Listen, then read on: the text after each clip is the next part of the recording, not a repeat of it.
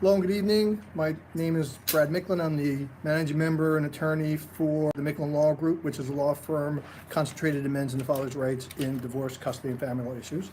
I'm doing this live, so forgive me as I adjust my camera for you.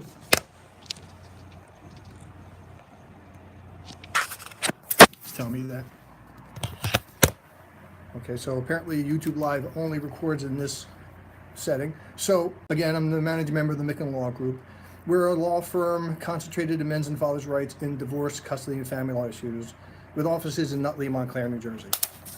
I'm doing this live video on my how-to series, which I do usually once a week with the intention of giving you a decent topic of advice, not something really significant or deep, and not something as brief as my daily tips, but enough to kind of get you through.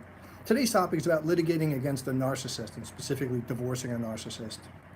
The reason I'm doing this video, I've done a lot on work with narcissism. I have a lot of webinars and blog posts, but I discovered I don't have anything really short and simple for somebody going through this. And yeah, I get calls from all over the country about this topic, so I know it's prevalent. I figured I would go through a couple brief pieces of advice for you that hopefully will help.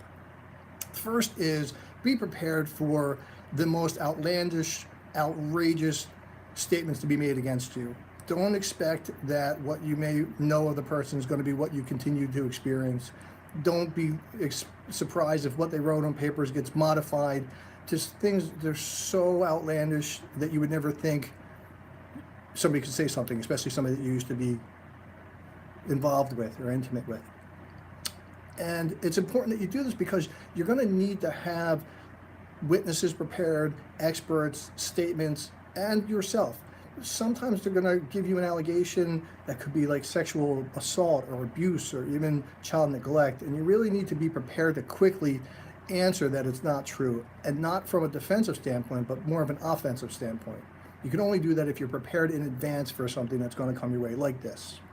So like I said, you want to talk to witnesses, you want to talk to friends and families, any professionals that you've dealt with, school officials, and be prepared to have them come and testify later. And you can only do that by asking them in advance if they're going to be willing to and be cooperative. Because if they're not, then it's really no help to you. Second is, don't expect to be believed when you go into court and you want to convince the judge or another attorney that the other person is really just making all this up. Sometimes the narcissist will be so outrageous that it's believable, because a lot of people think, how could they make up something so incredible, so outlandish? So I don't tell clients that the system readily understands or accepts this. I also tell people don't use terms like narcissist, because when you go into court and you say, my spouse is a narcissist, they're going to think you read something on the internet and you're throwing up a fancy term. Instead, you want to just use descriptive words of their past conduct and examples of their past conduct. And you want to do this over and over again. So every time you go to court and you file a piece of paper, or you answer a pleading, or you testify, you want to go through the history. The first time you go into court, for instance, you file a paper saying, my spouse is going to do everything she can or he can to alienate my child. Mark my words, judge. Then the next time you find yourself in court, you bring that recording or that pleading and you attach it to your second one. Your second one says, see, judge, I told you before this was what's going to happen, and now we're here again. And you do that third, fourth, and fifth time, because it's going to take a long time for the court to see that there really is a pattern, that what you're alleging is true, because ironically enough, most judges seem to think that everybody tells the truth when they're in court and that everybody's reasonable and fair, and it's often just the opposite, especially when you're dealing with a narcissist.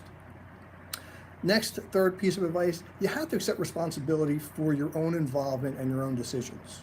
This is often a difficult conversation I have to have with clients, because they don't like to hear that they elected to stay in this, or it's their fault, for lack of better words. But it's not a question of fault, but what people have to understand is you can't second guess decisions that you made while you were together, whether it's married or an intimate relationship. Perfect example is a spouse who gets divorced and says, well, I asked my spouse to get a job for 10 years and they wouldn't, so I don't want to have to support them now. Implicitly, you agreed to that by staying in the situation for 10 years. So if you're with a narcissist who's accusing you of horrible child neglect or whatever it may be, this is probably not the first time that they would have demonstrated this kind of behavior. So you have to be aware that people are going to say to themselves and out loud to you, if she's so bad or he's so bad, why did you stay? So you have to be prepared for the fact that you did stay. And the most common answer is going to be I stayed for the children. But that's not always going to be accepted. And it's going to lend credibility problems to your claim that this person is or is not a good person. And lastly, don't expect reciprocity from the other person. And I say that because, again, I'm trying to limit my advice here, but what I find with clients that are dealing with narcissists, that the client believes that everybody acts like he or she does. So they'll want to be reasonable and make an accommodation, expecting in the future that they would get the same kind of accommodation or respect. Perfect example would be like a parenting time exchange when there's, a parent has interfered with parenting time and didn't show up for an exchange, and a client decides to let it go, not to bring it to the court's attention because they don't want to make any problems, and it's a one-time thing. So next time they'll be getting make-up parenting time. But what you're actually doing is reinforcing bad behavior with a narcissist. The average person often does feel a sense of responsibility and reciprocity when receiving something from another person, but not a narcissist. A narcissist will realize that their conduct was effective, and the next time that they're faced with a situation like this, they're going to do it again. So that ends this how-to video. Like I said, I keep it brief for you. I have countless videos on my YouTube page and my website. My website is micklinlawgroup.com. That's MICKLIN lawgroup.com, all one word. My YouTube page, which you're probably watching this live video on or it's recorded, is Brad Michael Micklin. And I can be reached at 973-562-100 if you want to schedule a consultation. Thank you.